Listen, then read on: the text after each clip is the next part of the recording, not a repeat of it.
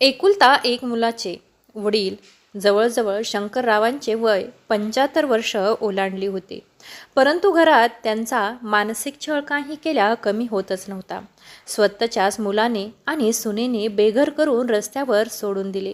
ते परदेशामध्ये स्थायिक झाले होते. परंतु ते जेव्हा एका वीटभट्टीवर कामाला गेले तेव्हा त्यांनी अशा एका व्यक्तीला पाहिले की तो त्यांचा मुलगा नसून सुद्धा ते स्वतःला त्या व्यक्तीपासून लपवत होते आणि तोंड झाकून राहत होते. मग तो व्यक्ती नक्की कोण होता की ज्याला पाहून रामराव शंकर ही एवढे घाबरत होते. असेच दिवस उलटत होते. ते वीटभट्टीवर काम करत होते. आम्ही एक असह्य पालक आहोत, ज्यांच्या मुलांनी त्यांची आई आजारी असल्याने रस्त्यावर त्यांना मरण्यासाठी सोडले आहे. म्हणून त्यांनी आमचा खर्च उचलण्यास नकार दिला आहे आणि त्यांचे म्हातारे आईवडील समजून त्यांना घराबाहेरून हाकलून दिले होते. अश्रू पुसत शंकररावजी म्हणाले, काका बघा, रडू नका. पण तुम्हाला खरंच काम करायचं आहे का? भट्टीवर काम करायचे आहे का? तुम्हाला इथे विटा बनवाव्या लागतील. तुम्हाला दररोज 100 रुपये मिळतील. तुम्ही मला सांगा, खूप कष्टाचे काम आहे बरं का? तुम्हाला होईल का? आणि तुमचे वयही तसे खूप झाले आहे. तुम्ही ते करू शकाल का? मदत म्हणतात, हो मी करेन ना बेटा. रोजचे 100 रुपये पुरेसे आहेत आम्हाला. निदान माझ्या बायकोला तरी उपाशी झोपावे लागणार नाही. मी माझ्या पत्नीसाठी काहीही करेन. तोच माझ्या जगण्याचा एकमेव आधार आहे. तिला काही झाले तरी मी आयुष्यभर स्वतःला माफ करू शकणार नाही. मी तिला वचन दिले होते की मी तिला तिच्या आयुष्यात कधीही कमी पडणार नाही. आणि आज मी इतका असह्य झालो आहे की मी तिला 2 वेळचे जेवण देखील देऊ शकत नाही. मी माझ्या पत्नीसाठी सर्वात कठीण कार्य करायला सुद्धा तयार आहे. अन्यथा मी देखील एकटा मरेन. शंकररावाजींचे अश्रू पुसत सांगितले. त्यानंतर तो माणूस त्यांना घेऊन गेला एका कारखान्यात, जिथे बरेच लोक काम करत होते. मदनने एका माणसाला बोलावले आणि राम शंकरजींना काम सांगायला सांगितले. तेव्हा मदन म्हणाला, काका काम शिका आणि सगळे लोक इथे बाहेर तंबूतच राहतात. तुम्ही पण यातील एक होऊ शकता. आणि हो, तुम्हाला दिवसातून 10 तास काम करावे लागेल. मी ते करेन बेटा. मी हे करू शकणार नाही तर मी दुसरे काय करणार? शंकरजी म्हणाले, पण हे खूप म्हातारे आहेत. हे काम करू शकणार नाहीत. मदनजी, या म्हाताऱ्याला कुठून आणलात? एक माणूस मदन म्हणाला, हे गरीब म्हातारे रस्त्यावर भीक मागत होते, म्हणून मला वाटले की त्यांना इथे नोकरी मिळून देईल, जेणेकरून ते मानाची भाकर खातील आणि हो, त्यांचा उदरनिर्वाह सुद्धा भागेल. आणि म्हातारे माणूस विटभट्टीवर काम करू शकतील. त्यांच्या डोक्यावर आणखी विटा ठेवून लोक त्यांना कामाला लावू लागले. बिचारे अडखडत विटा घेऊन जायचे. कधी ते बसून उठायचे तर कधी थकवा येऊन तसंच काम करत राहायचे. पण तरीही ते मेहनत करत असे. तो कसा तरी रात्र जेवण व्यवस्थित करतो, बायकोचे पोट भरतो आणि दुसऱ्या दिवशी पुन्हा निघून जातो. एके दिवशी तो खूप काम करत असताना बेशुद्ध पडला. लोकांनी त्यांच्या चेहऱ्यावर पाणी शिंपडलं. तो शुद्धीवर आला. तो उठल्यावर मदन त्यांना म्हणाला, काका आता इथून निघून जा. तुम्हाला हे काम जमणार नाही. तुम्हाला बेशुद्ध अवस्थेमध्ये पाहून मालकाने मला खूप ओरडले. मालकाने एवढ्या म्हाताऱ्याला कामावर ठेवल्याबद्दल मला खूप फटकावले. त्यामुळे मी तुम्हाला इथे ठेवू शकत नाही. बेटा माझ्यावर दया कर. मी कुठे जाणार? मला दुसरा कुठेच आसरा नाही. तुझा बॉस कुठे आहे? मी त्यांच्याशी बोलेन. शंकररावजी विनवणी करत म्हणाले, ते मालक आहेत. त्यांच्या गाडीतून जात आहेत. पण काही उपयोग नाही काका. ते मान्य करणार नाहीत. जेव्हा मदनने त्यांना सांगितले तेव्हा शंकररावजी तिथल्या मालकाकडे धावत धावत गेले आणि मालक मालक म्हणत धावत धावत शंकररावजी त्यांच्या मालकांचा चेहरा पाहून जणू पुतळाच बनले आणि ते पटकन आपला चेहरा लपवत खाली बसले आणि पटकन हात जोडून मदनकडे येतात आणि म्हणतात, ठीक आहे बेटा, मी निघतो आहे. म्हाताऱ्यावर दया दाखवल्याबद्दल खूप खूप धन्यवाद बाळा. आयुष्यात खूप मोठा हो, आईवडिलांची सेवा कर, खूप आशीर्वाद भेटतील. पण माझे नशीब खराब आहे. मग मी काय करू शकतो त्याला? शंकररावजी आपले अश्रू पुसत पुसत निघून गेले. आणि पण मदनने शंकररावजीकडे आश्चर्याने पाहिले आणि म्हणाले, पण काका, तुम्ही मालकाला काहीच बोलला नाहीत. साहेबांना पाहून तोंड का लपवले? काय झालं काका, मला तरी सांगा ना. एवढे का घाबरलात तुम्ही? तुम्ही प्रयत्न करायला हवे होते. कोणास ठाऊक, बॉसला तुमची दया आली असती आणि तुम्हाला काढून टाकले नसते. शंकररावजी म्हणाले, बेटा, जिथे आशा असते तिथेच प्रयत्न होतात. असे बोलून शंकररावजी तिथून निघून गेले. थांबा काका, मला कळत नाही तुम्ही मालकाला पाहून इतके का घाबरले आहेत. पण कारण काहीतरी असो, तुम्ही खूप मेहनती आहात बरं का. तुमच्यासाठी माझ्याकडे एक सोपं काम आहे, पण मी त्या कामासाठी पैसे देणार नाही. तुमच्या 2 वेळच्या भोजनाची व्यवस्था आणि निवाऱ्याची व्यवस्था मी करत जाईन. बेटा, तू तुझी नोकरी का धोक्यात घालतोयस? माझ्यासाठी एवढा त्रास करून घेऊ नकोस. आणि हो, माझे काय आहे आता, माझं सगळंच तर संपलं आहे. शंकररावाजी भीक मागूनही जगू शकतात. ते ओलसर डोळ्यांनी म्हणाले, काका, असं का बोलतायत? मी आहे ना तुमच्यासोबत. तो बॉस तुमचा मुलगा तर नाही ना? मदनने आश्चर्याने विचारले. अरे नाही बेटा, तो कुठे आणि मी कुठे? पण काही गोष्टी मी तुला सांगू शकत नाही. त्यामुळे आता माझ्यापासून दूर राहिलेले बरे बरं का. तुझं पण भलं होईल. असे म्हणत शंकररावजी तिथून निघू लागले. असे काय आहे जे काकांना सांगायचे नाही? आणि हो, मालकाला बघून काका एवढ्या घाईघाईत धावत का आले आहेत? मला कारण शोधावे लागेल. असा विचार करून मदन शंकररावजीचा पाठलाग करायचा विचार करतो आणि शांतपणे त्यांच्या मागे लागतो. दुसरीकडे खाटेवर पडलेल्या आजारी लक्ष्मीजी आपल्या नातवाची आठवण करून अश्रू काढत होत्या. त्यांची एवढी काळजी घेणारं तो एकटाच होता, जो आईवडिलांपासून लपून सर्व काही आजी आजोबांना देत असे. त्या 10 वर्षाच्या नातवामुळे शंकरजी आणि लक्ष्मीजी त्या घरात सर्व छळ सहन करत होते. लक्ष्मीजी आता खूप आजारी होत होत्या.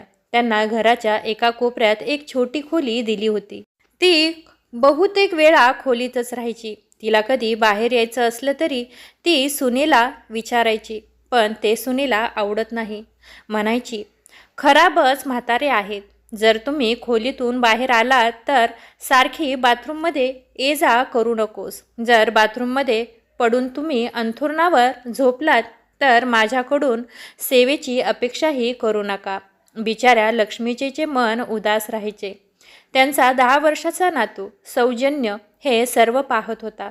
त्याला आजी आजोबाविषयी खूप आपुलकी आणि प्रेम होते.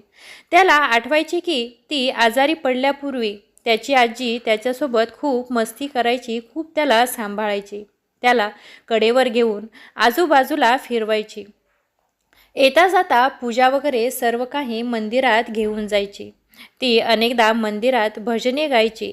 त्यामुळे तिथल्या सर्वांमध्ये तो खूप लोकप्रिय झाला होता. भजन ग्रुपमध्ये त्यांचे चांगले सहकार्य होते. परंतु 2 महिन्यापूर्वी पडलेल्या ऑपरेशनमुळे आता आजी खाटावर बसून होती. आता त्या आधाराने ती चालू लागली, पण तिच्या सुनेने तिला बाहेर जाण्यास पूर्णपणे बंदी घातली होती. आजी आजोबांना असे आतून गुदमरल्यासारखे पाहून नातवाला खूप वाईट वाटायचे. एके दिवशी त्याने जाऊन लक्ष्मीजींना विचारले, आजी, तुला बाहेर जावेसे वाटत नाही का ग? तू अशी कोंडून कोंडून का राहते? आजीने बोललेली, बाहेर जावेसे कोणाला वाटत नाही बाळा. दिवसभर गुदमरत राहावे लागते आम्हाला. अर्थातच बाळा, गोष्ट काही खरी आहे. पिंजऱ्यात खूप सोयी असतात बरं का, पण पक्षाला बाहेर मोकळे राहण्याचा आनंद मिळतो. सौजन्य म्हणाला, आजी ठीक आहे, तू उद्या तयार राहा. आई तिच्या किट्टी पार्टीला गेल्यावर शिकवणीला जाताना मी तुला कॉलनीच्या मंदिरात सोडतो आणि परत येताना तुला घरी घेऊन येतो. सौजन्य म्हणाला, आजी, मला माहीत आहे तू निरोगी असताना रोज तिथे जायची. तुझे मित्रमैत्रिणी तिथे आहेत आणि ते तुला विचारतात. नातवाचे ऐकून त्याच्या डोळ्यात एक छानशी चमक, अंगावर चप्पळपणा आणि चेहऱ्यावर आनंद आला होता. ती म्हणाली, खरंच बेटा, तू मला घेऊन जाशील ना मंदिरात? हो नक्की आजी, तू फक्त तयार राहा. उद्या सकाळी यावेळी तयार राहा. आजीने आनंदाने सौजन्याला मिठी मारली. त्या क्षणापासून ती उद्याची वाट पाहू लागली. किती दिवस झाले होते देवळात जाऊन, शेजारी पाजारी बोलून किती दिवस झाले होते मला आठवत नव्हतं. आणि मैत्रिणीशी गप्पा मारून दुसऱ्या दिवशी शिकवणीच्या वेळी सौजन्य आजीचा हात धरत मंदिरात घेऊन गेला. मात्र ती आधारासाठी अवलंबून होती. खूप दिवसांनी त्याला म्हातारी आजी चप्पळ वाटू लागली होती. ती लहान मुलासारखी रस्त्याकडे बघत होती. आज शेजाऱ्यांना पाहून सर्वांना विचारत होती. भाजी विक्रेते, किराणावाले सगळे लोकही तिला पाहून खूप आनंदी झाले आणि काही जण तिच्या पायाला स्पर्शही करत होते. आजीसुद्धा काही कुणाच्या मुलांच्या लग्नाबद्दल, कधी कुणाच्या बायकोच्या आजाराबद्दल, तर कधी मुलांच्या शिक्षण आणि नोकरीबद्दल विचारत होती. सगळ्यांचे कौतुक करत होती.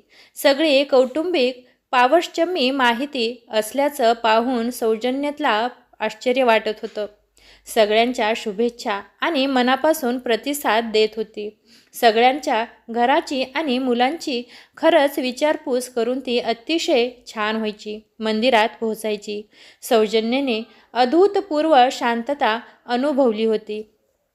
तिचा चेहरा बघून तिच्या मैत्रिणी रडू लागल्या. सौजन्य आजीच्या आनंदाने आश्चर्यचकित आणि आनंदी झाला होता. अगदी तासाभरापुरते का होईना आजीचे मन पुन्हा जिवंत झाले होते. त्याने आजीला परत घरी आणले. आजीला खजिना सापडल्यासारखा आनंद झाला होता. सगळीकडे ती तिथल्या गोष्टी सौजन्याला उत्साहाने सांगत राहिली आणि सौजन्याला अनेक आशीर्वाद देत होती. आता हे रोजचेच झाले होते आणि या सगळ्यांचा परिणाम असा झाला की डॉक्टर आश्चर्यचकित झाले आणि त्यांनी रक्तदाब आणि व्हेंटिलेटर गोळ्या घेणेही बंद केले.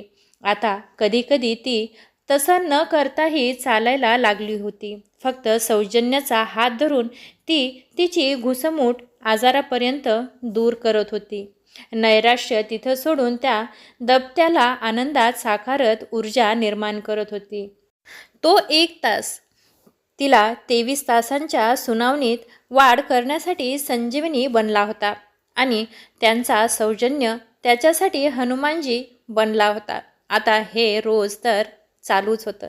आता हे तर रोजचेच झाले होते आणि सुनीला काही कळू नये म्हणून बिचारे शंकरजी स्वतः घराची कामे एकटेच करायचे. म्हणून 2 वेळचे जेवण मिळायचे. पण एके दिवशी त्यांच्या सुनीला सर्व प्रकार कळाल्यावर तिने नातवाला बेदम मारहाण केली. त्यांनी लक्ष्मीजींना भुकेने खोलीत कोंडून ठेवले होते. मग अचानक शंकरजी घाबरू लागले. आवाजाने अचानक लक्ष्मीजींना तिच्या विचारातून बाहेर काढले. काय झालं, काय झालं? चल लक्ष्मी, आपण आता इथे राहू शकत नाही. पटकन तुझे गाठोडे बांध. शंकररावजी त्यांच्या पत्नी लक्ष्मीला म्हणाले. ती म्हणाली, तिथे का नाही राहू शकत? आता आपण कुठे जायचे? मोठ्या कष्टाने इथे घर मिळालं, आता कुठे जायचं याचा विचार करत लक्ष्मीजी वारंवार त्यांना विचारत राहिल्या. लक्ष्मी, आपण जिथून इथे आलो आहोत तिथे आपल्याला परत जायचे आहे. आपण कष्ट करून आपला उदरनिर्वाह करू वाटतो असं माझं मत आहे. पण आता या जागेचा मालक पाहिल्यावर आपण इथे राहणार नाही आणि तो आपल्याला राहू देणार नाही. मालकाचे भले व्हावे. माझ्याकडे बघूनही तो काही बोलत नाही. शंकरजीचे म्हणणे, कोण आहे? तुम्ही कोणाला पाहिले आहेत? तो कोण आहे मालक? हे कळतच नव्हतं. लक्ष्मीजींनी आश्चर्याने विचारले. श्रीकांत. राम. लक्ष्मीजी लगेच म्हणाले. तुम्ही या श्रीकांतला भेटलात का? लक्ष्मीजींनी विचारले आणि गुपचूप तिचे सामान बांधू लागले. मदन त्यांच्या तंबूच्या मागे बाहेर उभा होता. हे सर्व ऐकून तो आश्चर्यचकित होता आणि विचार करत होता. त्यांना मालकाचे नाव कसे कळले? शेवटी हे दोघे कोण आहेत? माझ्यासमोर मालकाचे आईवडील मेले. हे त्यांचे आईवडील असू शकत नाहीत. मग मालकाला ओळखणारे ते कोण आहेत? असा विचार करून तो तिथून निघून जातो आणि ते वृद्ध जोडपेही पुन्हा तिथून निघून जातात. रस्त्यावर गाठोडे घेऊन चाललेल्या मदनला त्या दोघांची अवस्था पाहून खूप वाईट वाटत होते. हे दोघे कुठे जातील? पण आता त्यांच्यातही काही हकीकत जाणून घ्यायची होती. खरं तर हे काय चालले आहे हे मदनला काहीही माहिती नव्हतं. घाबरहट निर्माण झाली होती, म्हणून त्यांनी आपल्या एका माणसाला पाठवले आणि शंकरजींना आणि लक्ष्मीजींना इतर काही कामाच्या बहाण्याने नवीन आश्रय दिला, जेणेकरून ते घरोघरी फिरू नयेत आणि त्याला त्यांची सत्यताही कळून येईल. एके दिवशी अचानकपण त्यांच्या वीट कारखान्याच्या बाहेर त्याला शंकरजी घोंगडी पांघरून बसलेले दिसतात. पण तो राम शंकरजींना दिसत नसल्याची बतावणी करतो. रामशंकरजी थोड्या अंतरावर बसले होते आणि मालक श्रीकांतला पाहतच त्यांनी हात जोडले आणि रडू लागले. ते इतके दूर होते की मदनला ते काय बोलत होते हे ऐकू येतच नव्हते. पण आत्ता मात्र त्याला या प्रकाराची माहिती असणे आवश्यक होते, म्हणून त्याने आधार बदलून त्यांच्याकडे जाण्याचा विचार केला. परंतु तो त्यांच्या जवळ पोहोचला तोपर्यंत दोघेही स्वतंत्र मार्गाने जाऊ लागले. मदनने विचार केला की आज ही संधी गमावली होती, पण ती संधी त्याला लवकरच मिळणार होती. काही दिवसानंतर रामशंकरजी पुन्हा वीट कारखान्याच्या बाहेर श्रीकांतची वाट पाहत असल्याचे दिसले आणि यावेळी मदन कचरा उचलण्याच्या वेशामध्ये त्यांच्यासमोर कचरा गोळा करू लागला. श्रीकांत आल्यावर शंकरजी म्हणाले, बेटा, तुला त्यांच्याबद्दल काही माहिती आहे का? हो, तो देश सोडून गेला आहे काका. हो का? या गोष्टीची मला काहीही कल्पना नाही बाळा. आणि हो, माझे घर? शंकरजींनी आशाभूत डोळ्यांनी विचारले. काका, सध्या घर बंद आहे, पण विक्रीसाठी ठेवले आहे. तो म्हणाला, बघा काका, तुम्ही सगळे लोक इतकं करूनही मी शांतपणे तुम्हाला मदत करतोय. ते फक्त कारण तुम्हीही गैरसमजाचे बळी होता. पण हे विसरू नका की जाणून बुजून किंवा नकळत तुमच्याकडूनही योग्य चूक झाली आहे. अहो, प्रत्येक पालकांचा आपल्या मुलावर विश्वास आहे, हे मला मान्य आहे, पण दयाळू बनणे योग्य नाही. मी आता निघतो. असे बोलून श्रीकांत निघून गेल्यावर शंकरजी ढसाढसा रडू लागले. श्रीकांतची निघून जाताना त्याच्या मदनने पाहिले. शंकरजीकडे येतो आणि म्हणतो, अहो काका, काय झालं? तुम्ही का रडत आहात? इतके दिवस मला तुमची काहीही हकीकत माहिती नव्हती. आता मी तुमची कहाणी जाणून घ्यायची इच्छा होती, पण मला समजले नाही. तुम्हाला कसे विचारू? तुम्ही दोघे कोणाच्या परदेशाबद्दल बोलत होतात? कोण निघून गेला आहे? काय झालं आहे तुम्हाला? बॉस तुमच्यावर का रागावले आहेत? बेटा, माझी गोष्ट कळाल्यावर तू काय करशील? रामशंकरजी म्हणाले, काका, तुमचा माझ्या बॉसची काय संबंध आहे ते मला जाणून घ्यायचे आहे. त्या दिवशी त्यांना बघून तुम्ही का पळून गेला होतात? काका, कदाचित मी तुम्हाला काही मदत करू शकेन, या व्यतिरिक्त मी तुम्हाला काहीही करू शकणार नाही. मदनने रामशंकरजीचा हात धरला आणि म्हणाला, बेटा, तू मला मदत करू शकत नाहीस, पण तरीही मी तुला आज माझी गोष्ट सांगतो. हा तुझा मालक श्रीकांत.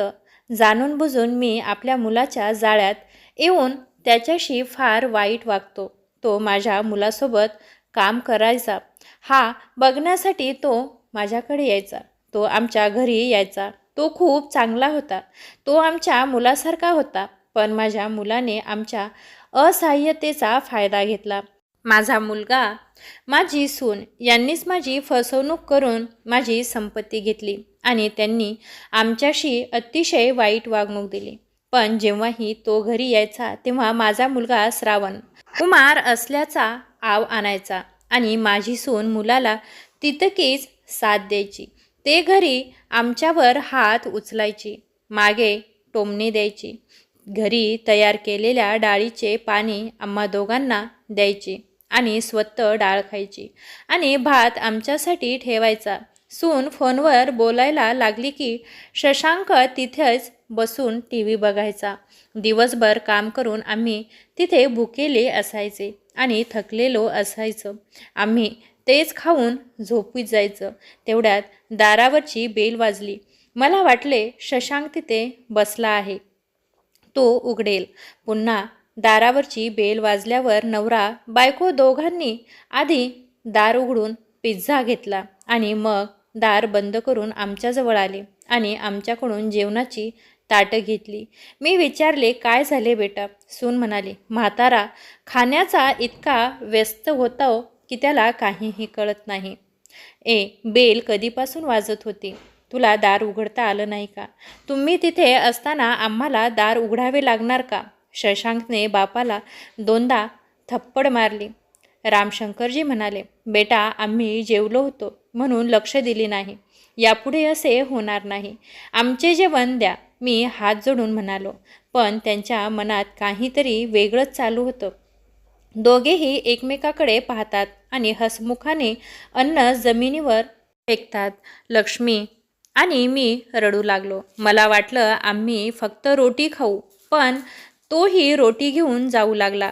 ते पाहून लक्ष्मीने त्याला पाय धरले आणि म्हणू लागली, बेटा मला भाकरी दे. मला खूप भूक लागली आहे. दे बेटा भाकरी दे. पण त्यांना आमच्यावर जराही दया आली नाही. श्रीकांत जेव्हा जेव्हा आमच्या घरी यायचा तेव्हा आम्हाला मनसोक्त जेवण दिले जायचे. आम्ही संवादाने भेटायचो, पण तो निघून गेल्यावर त्याने पुन्हा आम्हाला दुप्पट काम करायला लावायची. एके दिवशी श्रीकांत त्यांच्या कुटुंबासह आमच्या घरी जेवायला आला. खाणेपिणे संपले आणि ते निघून गेले. तो निघून गेल्यावर माझी पत्नी भांड्याचा ढीग घेऊन बसली आणि मी घर साफ करण्यात व्यस्त झालो. काही वेळाने श्रीकांत परत येतो. तो मोबाईल विसरला होता. जेव्हा तो आता आत आला तेव्हा माझा मुलगा शशांक मला त्याचे बूट साफ करायला लावत होता आणि काही घाण दिसल्याबरोबर त्याने मला लाथ मारली आणि मला पाडले. ते पाहून श्रीकांतला आश्चर्य वाटले आणि त्याने मला जमिनीवरून उचलले आणि म्हणाला, काका तुम्ही ठीक आहात ना? श्रीकांतचे हे बोलणे ऐकून मी ढसाढसा रडायला लागलो आणि त्याने शंकरला 2दा चप्परसुद्धा मारली आणि खूप कडक शब्दात शिव्यासुद्धा घातल्या की आई वडिलांशी असं कुणी करतं का? तेव्हा श्रीकांतने मला त्यांच्या कार्यालयात याबद्दल तक्रार करण्यास सांगितले. म्हणजे त्यांची नोकरी सुटेल आणि तो असेही म्हणाला, यासाठी घाबरण्याची गरज नाही. तो त्याला धडा शिकवतोय. आणि दुसऱ्या दिवशी त्याने मला त्यांच्याबद्दल तक्रार करण्यासाठी आधी पोलीस स्टेशन आणि नंतर NGOच्या ऑफिसमध्ये जाण्यासाठी सांगितले. मी पण गेलो.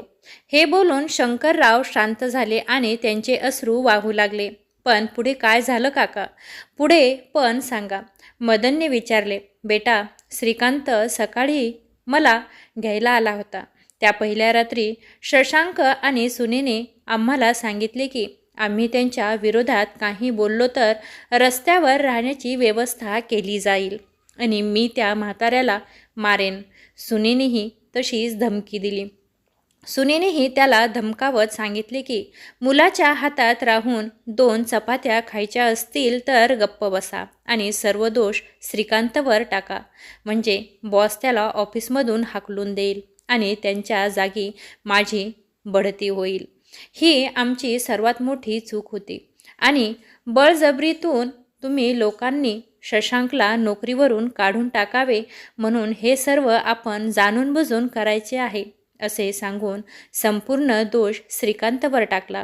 पण श्रीकांतची नोकरी जाणार हे आम्हाला माहिती नव्हते.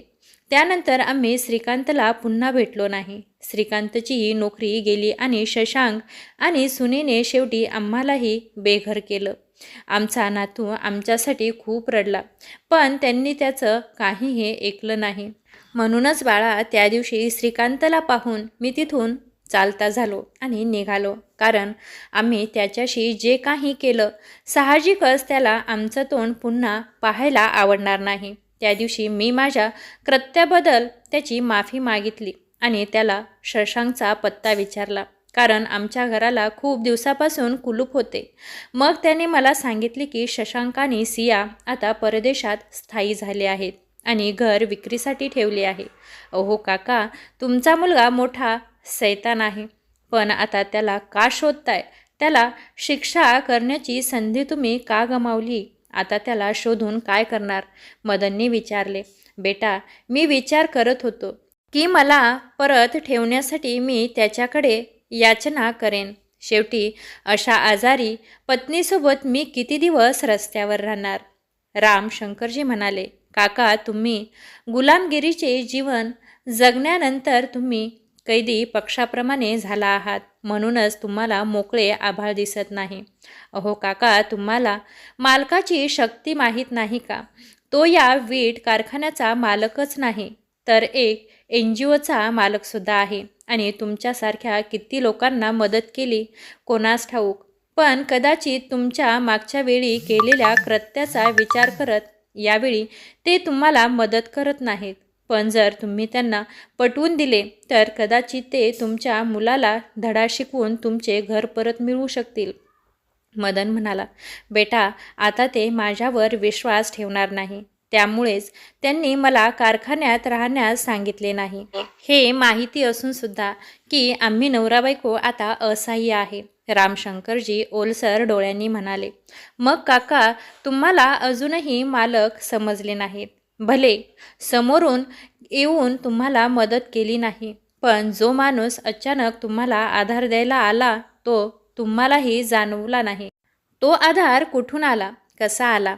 अहो, मालकानेच मला तुमची व्यवस्था करायला सांगितली होती. हे ऐकून रामशंकरजी आश्चर्यचकित झाले आणि त्यांचे डोळे भरून आले की त्यांनी ज्यांच्याशी इतके अन्याय केले त्या व्यक्तीने आजही आमच्या अनोळखी माणसासाठी जेवण आणि राहण्याची व्यवस्था केली आहे. त्यानंतर रामशंकरजी श्रीकांतकडे जातात आणि त्याच्या पायावर डोके ठेवून माफी मागू लागतात. त्यावर श्रीकांत म्हणतो, काका, असे करू नका. मला पापाचे भागीदार का बनवत आहात? उठा. तुमच्यामुळेच तर मी आज या पदावर पोहोचलो आहे. मला त्या नोकरीतून काढून टाकले नसते तर मी काही मोठे करण्याचा विचारही केला नसता. आभार तर मला तुमचे मानावे लागतील. आता तुम्ही इथे राहणार नाहीत असे मला वाटते. माझ्याबरोबर माझ्या एका घरी चला. तुमच्या उपचाराचीही व्यवस्था केली आहे. त्यानंतर श्रीकांत दोघांना त्यांच्या घरी घेऊन जातो. काही दिवसांनी शशांकला फोन येतो आणि तो त्याला सांगतो की तुमच्या घरासाठी खरेदीदार तयार आहे, पण हे घर अजूनही तुमच्या वडिलांच्या नावावर आहे. कदाचित तुम्ही सरकारी नोंदणी करून घ्यावी लागेल. हे विसरला असाल. आता घर विकायला बापाचे कागदपत्र हवेत, पण हे कसे शक्य होईल?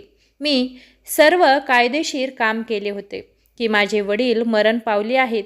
असे बोल फोनवरची व्यक्ती बोलू लागली. 50 लाखाचा विमा आहे.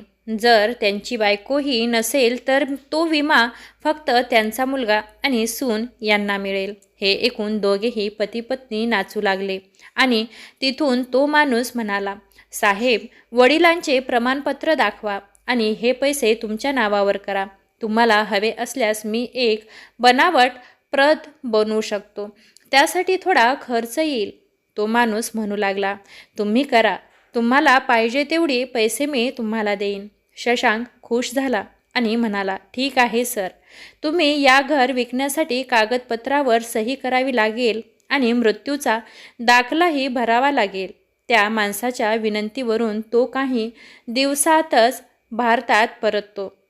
म्हातारे आईवडील मेले असावे असे त्याला वाटत होते आणि सर्टिफिकेट पाहिल्यावर घाईघाईने सही करतो. घर विकून पैसे मिळवण्याची त्याला इतकी घाई होती की कुठलाही पेपर वाचण्याची त्याला गरज वाटली नाही. त्यावर स्वाक्षरी झाल्यावर श्रीकांत, मदन आणि शंकररावजी मागून त्यांच्या समोर येतात आणि म्हणतात, आता तू जिथून आला आहेस तिथून परत जा बेटा. आता तुझे काम झाले आहे. त्यांना पाहता शंकरचा चेहरा आश्चर्याने ओलसर झाला. तो म्हणाला, हे सर्व काय आहे? काही नाही बेटा. ज्यांची वस्तू होती त्याला ती परत मिळाली. आता तू परदेशात परत जाऊ शकतोस. अरे, मी कसे विसरू शकतो की तू हे घर विकणार होतास आणि सर्व टॅक्स भरणार होतास, म्हणजे परदेशात स्वतःचा व्यवसाय उघडला असता. पण हे सर्व काही शक्य नाही. पण आता हे घर गेले. श्रीकांत हसत हसत त्याला म्हणाला, गप्प बस श्रीकांत. तू तुझ्या वडिलांना याआधी कधी भडकवण्याचा प्रयत्न करत होतास आणि तू तेच करतोयस. बाबा याच्यावर विश्वास ठेवू नका. यावर शशांक हे बोलत असताना रामशंकरजी त्याला जोरात थप्पड मारतात आणि म्हणतात, जर त्या दिवशी विश्वास ठेवला असता तर आज आमची अवस्था इतकी वाईट झाली नसती. आता तू रस्त्याची धूळ चाटत राहा. खबरदार, माझा मुलगा असल्याचं कोणाला सांगितलेस तर माझ्या मृत्यूनंतरही मी माझे घर आणि पैसे श्रीकांतच्या NGOकडे हस्तांतरित करत असेन. पण मी तुझे नावही जिभेवर आणणार नाही. तो वडिलांच्या पाया पकडून विनंती करू लागला. बाबा, असं करू नका. माझी बायको पुन्हा आई होणार आहे. तुम्ही आजी आजोबा होणार आहोत. मी रस्त्यावर आलो तर मी त्यांची काळजी कशी घेणार? आई कुठे आहे? पप्पा, मला आईकडे घेऊन जा. मला यावेळी तुम्हा दोघांची खूप गरज आहे. रामशंकरजी संतापले आणि म्हणाले, तुझ्या आईचे नाव काढण्यापासून सावध राहा. मग आम्ही पुन्हा तुमच्या पत्नीचे नोकर बनून तिची सेवा करू. यासाठी तुम्हाला आम्हा दोघांची गरज आहे का? तू तुझ्या आजारी आईला घरातून हकलून दिलेस तेव्हा कुठे गेला होतास? त्यावेळी माझ्याकडे काहीही नव्हते. मी रस्त्यावर आलो होतो. मी भीक मागून माझ्या बायकोचे पोट भरले. आता तुम्हीही जा आणि तुमच्या पत्नीसाठी आणि भावी मुलांसाठी रस्त्यावर भीक मागा. मग तुम्हाला बापाच्या वेदना जाणवतील. असे बोलून रामशंकरजी तिथून निघून जातात आणि वडिलांना जाताना पाहून मुलगा रडत रस्त्यावर पडून राहतो. असे करतानाच तो परदेशात डोके टेकवून परततो.